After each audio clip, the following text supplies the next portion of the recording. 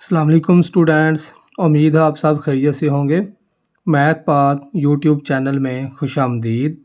First year mathematics new syllabus के मुताबिक chapter number 4 start किया हुआ है। आज हम एक्सरसाइज 4.2 का क्वेश्चन नंबर 9 और क्वेश्चन नंबर 10 सॉल्व करेंगे। स्टूडेंट्स, जो क्वेश्चन नंबर 9 है ये इम्पॉर्टेंट है लॉन्ग क्वेश्चन के लिए। ये क्वेश्चन पेपर में आ सकता है लॉन्ग क्वेश्चन के तौर पे। क्वेश्चन नंबर 9 की स्टेटमेंट है फाइंड इनवर्स। इनवर्स फाइंड करना है जी मैट्रिक्स का।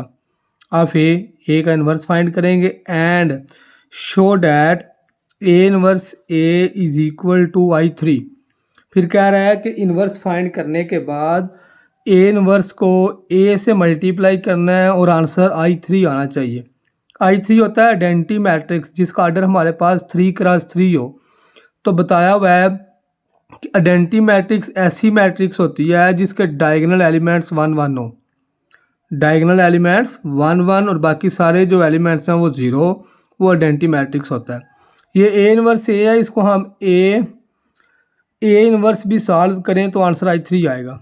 दोनों सूरतों में ये क्वेश्चन पूछा जा सकता है, ए इनवर्स ए या फिर ए इनवर्स, ये इक्वल आएगा I3 के MCQ। उसके लिए भी आपने पॉइंट याद रख लेना है। चलते हैं जी हम क्वेश्चन के इन्वर्स की तरफ। इन्वर्स का जो फार्मूला है वो होगा 1/a का डिटर्मिनेंट एडजॉइंट ऑफ ए। ये जी हमारे पास इन्वर्स का फार्मूला है, 1/a का डिटर्मिनेंट और साथ क्या आ जाएगा multiply adjoint of A. First of all A mod find करते हैं, ए का डिटर्मिनेंट फाइंड करते हैं और उसके बाद उसके एडजॉइंट की तरफ चलेंगे जी। लें जी ए का डिटर्मिनेंट एक्सपेंड करना आपको आता है, वही पहले एक्सपेंडिंग R1 करेंगे। पहले 1 लिखेंगे और डिटर्मिनेंट, सेकंड वैल्यू के साथ -2 और डिटर्मिनेंट, थर्ड के साथ +1 और डिटर्मिनेंट ड्रा कर लेंगे। लेकिन हमने एक्सपेंड किया है बाय R1, ये 1 लिख लिया R1 का। फिर C2 में जो 2 आ रहा है वो लिख लिया और फिर लास्ट पे जो 1 आ रहा है, पहला प्लस का माइनस फिर प्लस का। अब इस डिटर्मिनेंट में फर्स्ट रो और फर्स्ट कॉलम को नहीं लिखना, तो डिटर्मिनेंट में आएगा 0 4 4 0। अब -2 की दफ़ा फर्स्ट रो और सेकंड कॉलम को नहीं लिखेंगे, सेकंड कॉलम नहीं लिखना, फर्स्ट रो नहीं लिखनी, तो आएगा -5 4 5 0। और 1 की दफ़ा लास्ट वाला कॉलम नहीं लिखेंगे और फर्स्ट रो नहीं लिखेंगे, -5 0 5 4 आ जाएगा। अब 2/2 का डिटर्मिनेंट एक्सपेंड करना आता है जी, क्रॉस मल्टीप्लाई दरमियान में माइनस, क्रॉस मल्टीप्लाई दरमियान में माइनस और क्रॉस मल्टीप्लाई दरमियान में माइनस आ जाएगा। अब 16 को 1 से मल्टीप्लाई करें, माइनस माइनस प्लस, 20 को 2 से मल्टीप्लाई करेंगे 40 और -20 आ जाएगा। अब 40 में से 20 माइनस करें तो 20 आंसर आएगा, 20 में से जब 16 माइनस करेंगे तो 4 आंसर आएगा। लेकिन ए का डिटर्मिनेंट हमारे पास 4 आ गया। अच्छा जी, ए डिटर्मिनेंट एक्सपेंड करने के बाद जो इन्वर्स का फार्मूला उसमें तो एडजॉइंट की ज़रूरत है। अब एडजॉइंट कैसे हम फाइंड करेंगे? 3/3 का एडजॉइंट इससे पहले स्टूडेंट्स आपने नहीं फाइंड किया होगा, क्योंकि 9th क्लास में जो मैट्रिक्स का चैप्टर था उसमें तो बस 2/2 आर्डर का एडजॉइंट था। फॉर एग्जांपल ए मैट्रिक्स आपको गिवन थी A B C और D, तो इसका एडजॉइंट कैसे आप फाइंड करते थे? 2/2 का एडजॉइंट फाइंड करने का फार्मूला था कि जो डायगोनल एलिमेंट्स होते हैं इनकी जगह चेंज कर देते हैं और जो नॉन डायगोनल एलिमेंट्स हैं इनके साइन चेंज कर देते हैं। 2/2 का जो एडजॉइंट फाइंड करने का मेथड था वो तो ये था और वो आपको आता भी है, मगर 3/3 का जो एडजॉइंट फाइंड करने का मेथड है स्टूडेंट्स वो इससे टोटली डिफरेंट है। अब कैसे 3/3 का एडजॉइंट फाइंड करेंगे? तवज्जो कीजिएगा जी। एडजॉइंट ऑफ ए, अगर इस क्वेश्चन का एडजॉइंट फाइंड करना आपको आ जाता है तो नेक्स्ट जो 4.3 एक्सरसाइज हमने करनी है उसमें भी इन्वर्स वाले क्वेश्चन सॉल्व किए जाएंगे और उसमें भी एडजॉइंट इसी तरह फाइंड किया जाएगा। अच्छा, 3/3 एडजॉइंट के लिए आपने इस मैट्रिक्स में और ऊपर ट्रांसपोज भी लिखेंगे। अच्छा जी, इस मैट्रिक्स में क्या करते हैं, 9 मार ड्रा कर लेते हैं, 9 डिटर्मिनेंट ड्रा कर लें जी इस मैट्रिक्स के अंदर। इसी तरह सेकेंड रो में भी 3 डिटर्मिनेंट आ जाएंगे और जो थर्ड रो है हमारे पास इसमें भी 3 डिटर्मिनेंट ड्रा कर लिए। लीजिए हमने टोटल 9 डिटर्मिनेंट इस मैट्रिक्स में बना लिए हैं और ऊपर ट्रांसपोज लाजमी लिखना है। बाज़ का स्टूडेंट्स ट्रांसपोज लगाना भूल जाते हैं। जब एडजॉइंट में ट्रांसपोज नहीं लगाएंगे तो क्वेश्चन हमारा सॉल्व सही नहीं होगा, क्वेश्चन गलत हो जाएगा।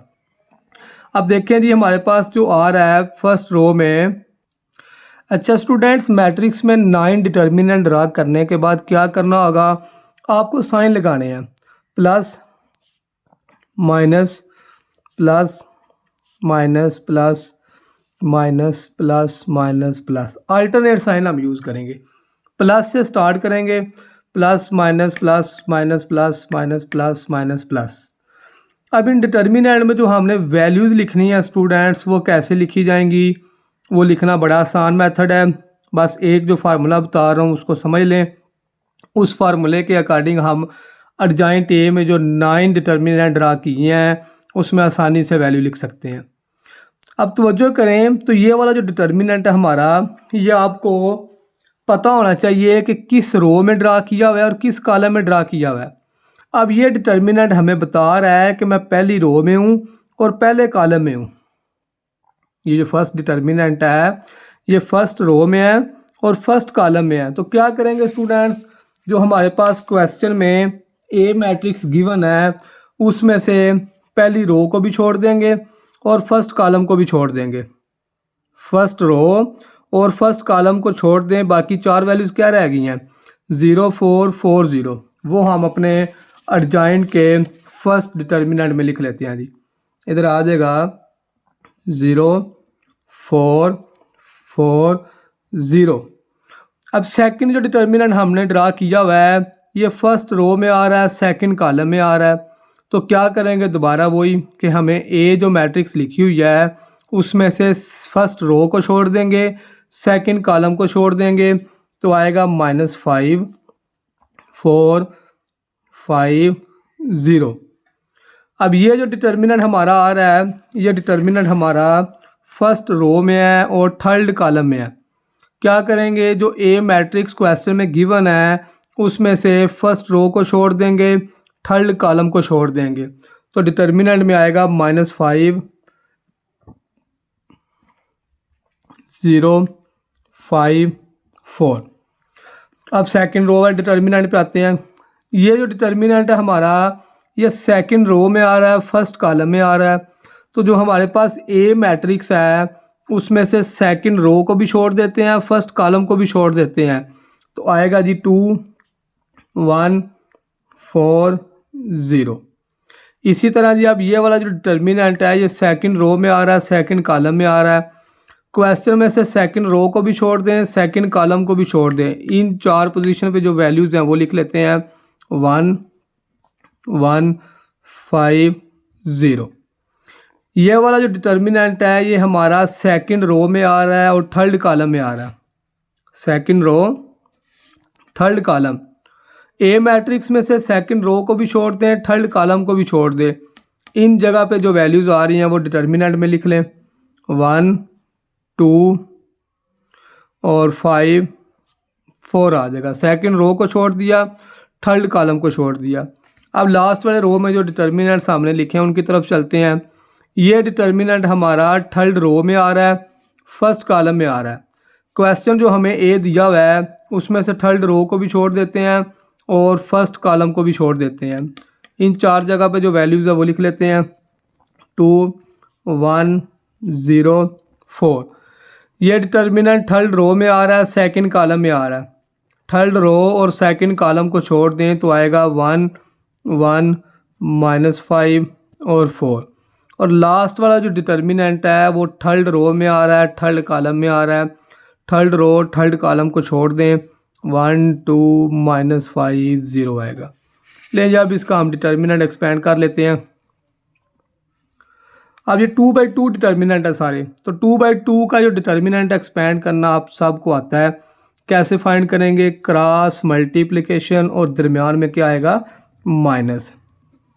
लेकिन 0 को 0 से मल्टीप्लाई करेंगे 0, 4 को 4 से मल्टीप्लाई करेंगे -16 आएगा। दरमियान में माइनस लगाते हैं, बाहर प्लस है तो -16 आंसर हमारे पास आएगा। सेकंड में दी क्रॉस मल्टीप्लाई, -5 को 0 से मल्टीप्लाई करो 0, 5 को 4 से करेंगे -0 -20, तो ये -20 बस आएगा और बाहर भी माइनस है तो वो माइनस माइनस प्लस आ जाएगा। -5 को 4 से मल्टीप्लाई करें -20 और 5 को 0 से मल्टीप्लाई करें 0, तो ये -20 बाहर प्लस है तो -20 आंसर आएगा। अब सेकंड रो के डिटर्मिनेंट को सॉल्व करते हैं। 2 को 0 से मल्टीप्लाई करें 0, 4 को 1 से मल्टीप्लाई करें -4, बाहर भी माइनस है वो माइनस माइनस प्लस आ जाएगा। 1 को 0 से मल्टीप्लाई करें 0, -5 तो -5 आंसर आएगा। 1 को 4 से मल्टीप्लाई करें 4 और 5 को 2 से मल्टीप्लाई करें 10, 4 - 10 का आंसर आएगा 4 - 10 -6, मगर बाहर माइनस है तो माइनस माइनस +6 हो जाएगा। 2 को 4 से मल्टीप्लाई कर लें 8 - 0 8, 1 को 4 से मल्टीप्लाई करें 4 और इसको मल्टीप्लाई करने से पहले माइनस, एक माइनस पहले भी लिखा हुआ है, 4 + 5 9, बाहर माइनस है तो -9 और 1 को 0 से मल्टीप्लाई करें 0, -5 को 2 से मल्टीप्लाई करेंगे तो -10, एक फार्मूले का माइनस भी है, +10 आ जाएगा। ले अब इसका हम ट्रांसपोज सॉल्व कर लेते हैं, एडजॉइंट फिर फाइंड हो जाएगा। ट्रांसपोज कैसे फाइंड किया जाता है कि जो कॉलम है इसको रो बना देते हैं, सेकंड जो कॉलम है इसको सेकंड रो बना देते हैं और जो थर्ड कॉलम आया हुआ है इसको हम थर्ड रो में लिख लेते हैं। -20 6 10, कॉलम को रो में चेंज कर लो या रो को कॉलम में चेंज कर लो, आपकी मर्ज़ी है। लीजिए एडजॉइंट भी हमारे पास आ गया है, ए का डिटर्मिनेंट भी हमारे पास आ गया। अब हमें फाइंड करना है ए का इन्वर्स। तो ए के इन्वर्स का क्या फार्मूला आपको बताया स्टूडेंट्स? ए के इन्वर्स का फार्मूला है, ए इन्वर्स का फार्मूला होगा 1/a का डिटर्मिनेंट और एडजॉइंट ऑफ ए। इसमें वैल्यू पुट कर लेते हैं, वैल्यू हम ऊपर फाइंड कर चुके हैं। A inverse is equal to 1/a का जो डिटर्मिनेंट हमने क्वेश्चन में फाइंड किया है वो 4 आया और जो ए का एडजॉइंट हमने फाइंड किया वो ये सामने आपके लिखा हुआ है। ये जी ए का एडजॉइंट हमारे पास आया -16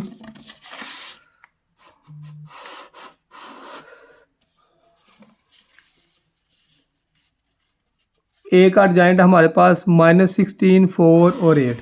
इसको लिखते हैं जी R1 में -16 4 और 8। सेकेंड रो हमारे पास आई है 20 -5 -9, 20 -5 -9 और थर्ड रो हमारे पास आई हुई है -26 और 10, -26 और 10। ये हमने ए इन्वर्स फाइंड कर लिया। जो क्वेश्चन की स्टेटमेंट में उसने लिखा था ना फाइंड इन्वर्स, तो ए का इन्वर्स हमने फाइंड कर लिया। अब इसी क्वेश्चन में उसने पूछा हुआ है कि शॉर्ट ऐड करना है, ए इन्वर्स ए को मल्टीप्लाई करें और आंसर हमारे पास I3 आना चाहिए।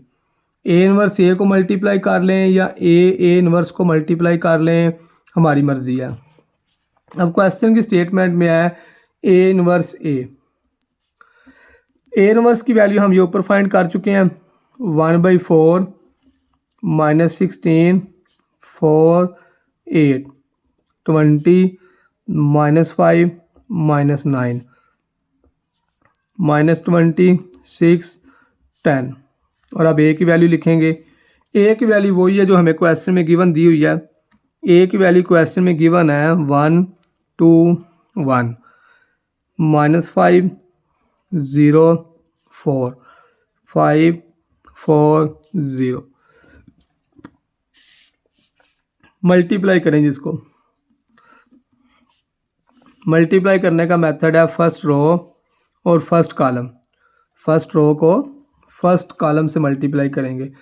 और -16 को 1 से मल्टीप्लाई करें -16, 4 को -5 से मल्टीप्लाई करें -20, 8 को 5 से मल्टीप्लाई करेंगे 40। अब फर्स्ट रो सेकंड कॉलम, -16 को 2 से मल्टीप्लाई कर लें -32 आएगा। अब फर्स्ट रो को सेकंड कॉलम से 4 को 0 से और 8 को 4 से मल्टीप्लाई कर लें। अब चलते हैं जी फर्स्ट रो थर्ड कॉलम। अब फर्स्ट रो को थर्ड कॉलम से मल्टीप्लाई करेंगे। -16 को 1 से मल्टीप्लाई कर लें, 4 को 4 से मल्टीप्लाई करें और 8 को 0 से। ये हमारी फर्स्ट रो की मल्टीप्लिकेशन मुकम्मल हो गई है। अब जी सेकंड रो को भी फर्स्ट सेकंड और थर्ड कॉलम से मल्टीप्लाई करेंगे। 20 को 1 से मल्टीप्लाई करें, -5 को -5 से मल्टीप्लाई करें तो +25, और -9 को 5 से मल्टीप्लाई करेंगे तो -45 आएगा। अब सेकंड रो सेकंड कॉलम, 20 को 2 से मल्टीप्लाई करें, -5 को 0 से मल्टीप्लाई करें और -9 को 4 से मल्टीप्लाई करें। अब सेकंड रो थर्ड कॉलम, 20 को 1 से मल्टीप्लाई कर लें, -5 को 4 से और 9 को 0 से। नेक्स्ट चलते हैं जी हम। अब जी थर्ड रो को फर्स्ट कॉलम सेकंड कॉलम और थर्ड कॉलम से मल्टीप्लाई करेंगे। -20 को 1 से मल्टीप्लाई कर लें, 6 को -5 से मल्टीप्लाई कर लें और 10 को 5 से मल्टीप्लाई करें। Third row first second column, -20 को 2 से, 6 को 0 से मल्टीप्लाई करें और 10 को 4 से मल्टीप्लाई करें। अब -20 को 1 से मल्टीप्लाई कर लें, 6 को 4 से मल्टीप्लाई कर लें और 10 को 0 से मल्टीप्लाई कर लें। 1/4 इंटू आएगा जी। अब -20 और -16 का आंसर -36 आएगा और +40 करेंगे तो 4। 32 प्लस का और 32 माइनस का कैंसिल, 16 माइनस का और 16 प्लस का कैंसिल। 20 + 25 45, 45 में से 45 माइनस करेंगे तो 0 आएगा। 40 में 36 माइनस कर लें, 20 से कैंसिल, -20 -30 -50 आएगा, वो +50 से कैंसिल हो जाएगा। 40 -40 से कैंसिल और 24 में से 20 माइनस करेंगे तो 4 आंसर आएगा। अब इस 4 को बाहर जो 4 है इससे मल्टीप्लाई करें। 4 को 1/4 से मल्टीप्लाई करेंगे, आंसर 1। 0 को 1/4, 0 1/4, 0 1 0 0 1। ये हमने प्रूव करना था। ये हमारा I3 के इक्वल होता है और राइट साइड में हमें उसने यही प्रूफ करने का पूछा था। तो यह हमने क्वेश्चन को प्रूफ कर दिया है कि जो A−1 A है वो I3 के इक्वल है। नेक्स्ट स्टूडेंट्स 4.2 एक्सरसाइज के लास्ट वाले क्वेश्चन की तरफ चलते हैं जी। क्वेश्चन नंबर 10, इसमें हमने वेरीफाई करना है AB होल ट्रांसपोज जो है वो B ट्रांसपोज और A ट्रांसपोज के इक्वल है। चलते हैं क्वेश्चन के सॉल्यूशन की तरफ। लेफ्ट हैंड साइड को यूज़ करें।